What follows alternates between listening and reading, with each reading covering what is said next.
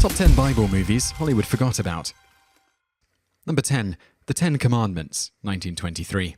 Director Cecil B. DeMille left his impression on Hollywood with his successful series of westerns and historical dramas. His best remembered work today is the 3-hour epic, The Ten Commandments. However, it turns out this was his second major attempt at telling his story.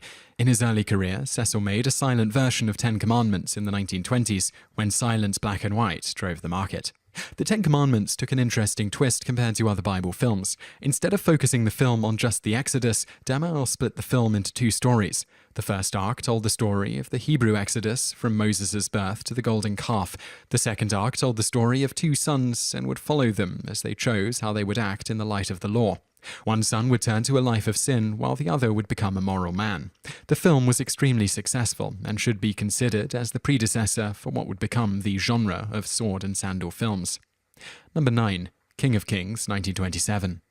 After the success of his first Bible movie, Cecil DeMille knew that he had to keep the sword and sandal films coming. He tried to approach the studio with a proposal for a film about Noah. However, the studio declined, causing DeMille to pitch something else, a biopic of Jesus. He approached Jeannie McPherson, who was a close friend and eventual mistress of DeMille's for the screenplay. The studio accepted and started filming The King of Kings. This wasn't just some project, though. The crew saw it as a religious project driven by God. The crew prayed every day before they filmed that they could do their best to represent Christ as he was shown in the Gospels.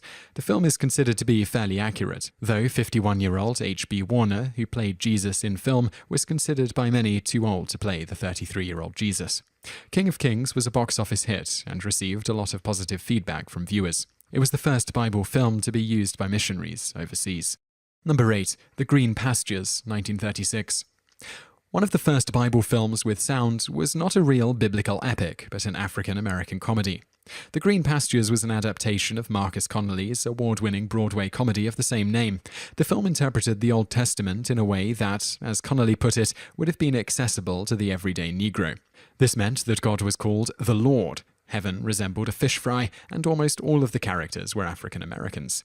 In recent years, the film has been compared to Song of the South for its racist portrayals of African Americans, but it drew little controversy at the time of its release. But the fact that this peculiar little film is the starting point of Bible films with sound is a surprise in itself. Number 7. Samson and Delilah, 1949. Even though Cecil B. DeMille left his mark on the sword and sandal film genre, he wasn't finished telling Bible stories. Samson and Delilah was a project he had wanted to make for years, though plenty of filmmakers had done the story before. After having success with other epic religious films, DeMille was able to convince the studio executives to produce his screenplay, which was adapted from Vladimir Jablonski's novel Samson the Nazarite. While the film helped establish biblical patterns of beautiful sets and amazing visuals, it was quite flexible in its interpretation of the original story of Samson. In this case, the film delineates from the scriptures by having Delilah insist on tempting Samson for the Philistine leaders, as opposed to the account in Judges, which has the Philistine leaders convincing her. However, after seeing the blind Samson, she changes heart and offers to take Samson out of the city, which he declines. Samson destroys the temple of Baal and takes out the Philistines, and Delilah lives on. The film implies that she starts worshipping the Hebrew God, and thus lives. The film rendition was another successful box office hit. According to some sources, when Cecil B. DeMille met Groucho Marx at the film's premiere and asked for his thoughts on the film, Groucho told him, "Well, there's just one problem, CB. No picture can hold my interest where the leading man's tits are bigger than the leading lady's." DeMille was not impressed with the comments, though Victor Mature, who played Samson, was amused. Number 6. Salome, 1953. While stories like David and Goliath and Jesus have always interested the general audience, there are some smaller tales that have tended to garner the attention of playwrights and authors alike. One of these stories has been the tale of Salome, Herod's daughter, and her involvement in the beheading of John the Baptist. Oscar Wilde even based a play off her story in the 19th century. According to records, Cecil B. DeMille originally wanted to use Rita Hayworth to make his own version of the Salome story. However, executives at Columbia Pictures stole the idea and made their version of the film, which they titled Salome. Rita Hayworth, known for her work on Gilda and The Lady from Shanghai, starred as the title character so that Hayworth could provide her dancing skills, which are integral to Salome as a character. The film's main dance, known as Dance of the Seven Veils, was described by Hayworth as extremely intensive and impossible to get correct.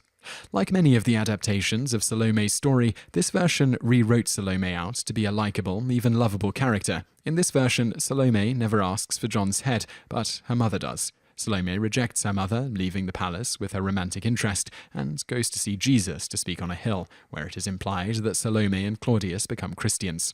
Salome was considered quite risque at the time of the film's release, and the Dance of the Seven Veils is considered by many to be a highlight of Hayworth's dancing career. Number 5. The Prodigal, 1955. The story of the prodigal son is a standard tale among most Christians. It's a parable that takes up less than 2 pages of the Bible, yet is considered one of the best illustrations of God's love. But how can such a bland concept be turned into a film?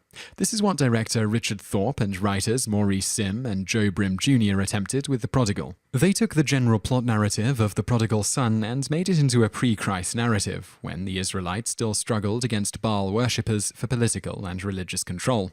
In the story, Micah is our prodigal son. He has a good life, lived in a rich family, and has a nice Jewish girl chosen for him. However, he quickly falls in love with a priestess of Baal. In order to marry, Micah must reject his father and faith, but this still cannot win over the priestess, who, as a priestess of Baal, must love all worshippers of Baal. Micah ends up as a slave. After repenting, Micah reconciles his faith, escapes the temple of Baal, and humbly returns to his father, only to be wholly accepted by him. While the film has all the elements required for success, the film was not able to turn a profit, and was panned by critics and viewers alike. In fact, Lara Turner, who played the priestess in film, called The Prodigal a costume stinker. Number 4. The Bible, in the Beginning, 1966. There were plenty of films that tried to tell the smaller stories of the Bible, but none had ever attempted to film the entire Bible, at least until 1971. This was the year that Italian producer Dino De Laurentiis wanted to make a series of films that would span the entirety of the Bible. In the Beginning was the first test to determine if the project would hold up. Laurentiis pulled out all the stops for this project. He hired director John Huston, director of The Maltese Falcon, Red Badge of Courage, and The African Queen, and had Hollywood veterans Michael Parks, Richard Harris, and Peter O'Toole play Adam, Cain, and Noah. And the film worked. The film ended up being one of the 5 highest-grossing films of 1966 and is considered one of the most profitable Bible movies pre-Passion of the Christ. Yet, for some reason, Laurentiis did not create a sequel to the film. Number 3. Noah's Ark, 1999. This isn't technically a film, but a Hallmark-based miniseries that was produced by Robert Halmy Sr., who had adapted other literary stories into miniseries as well. The film starred John Voight as Noah and F. Murray Abraham as Lot. You may have thought you knew Noah's story. This film will make you rethink that. This Noah's Ark rewrites Noah out to be a citizen of Sodom and friend to Lot. Yes, as in Abraham and Lot's Sodom. Halmy Sr. also had Lot survive the flood by building her own boat so that he can raid the Ark in the miniseries' final act. Then we have Ham, Shem, and Japheth constantly trying to have sex with their wives in the Ark, even though Noah forbade it. The miniseries was a dud and failed to attract a strong following. Film critic Peter Chataway called it the first postmodern Bible movie. However, the miniseries' reception inspired Halmy Sr. to make the sequel In the Beginning, which focused on the larger question of theology. Number 2. Gospel Road, A Story of Jesus, 1973. Johnny Cash is known for his great contribution to country music and for how his faith shifted that, but few knew about his gospel film called Gospel Road. In 1973, Cash produced his very own movie, which featured a series of songs and skits that Cash and a few other songwriters, John Denver, Larry Gatlin, and Chris Christopherson, wrote about Jesus' life and death. It wasn't financially successful. The film came out the same weekend as Charlotte's Web, and Cash fans just weren't that invested in this artistic project. Number 1. The Visual Bible, The Gospel of John, 2003. Every adaptation of the Gospels tends to take some liberties with the characters. They often add subplots, developed notable minor characters, or changed the flow of the story for the sake of good pacing.